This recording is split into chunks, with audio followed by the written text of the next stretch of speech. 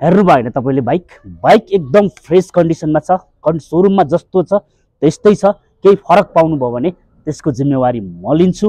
अब बाइकको साउन्ड सुन्नुहोस् कस्तो छ, अनि म मूल्यको कुरा गर्छु है त।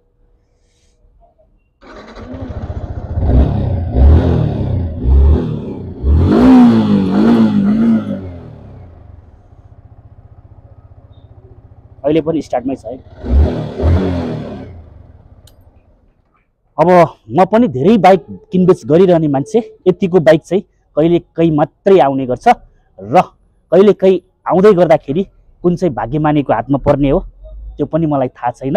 जसको हातमा पर्छ म त्यसको फोटो भिडियो पनि बनाएर हाल्छु। अब बाइकको प्राइसको कुरा गर्नुपर्दा मात्र तपाईँलाई 4,27,000मै आउँछ है त। लगभग 6 लाख पर्ने नयाँमा बाइक जम्मा 8,500 कुदेको 2023 मोडलको सिंगल ह्यान्ड R15 बिफोर मात्र 4,27,000मा आयो। जसले हामीलाई फलो गरी आउँछ, हाम्रो भिडियोलाई लाइक कमेन्ट सेयर गरी आउँछ, उहाँलाई त डिस्काउन्ट छँदैछ। Okay guys, see you in next video, by.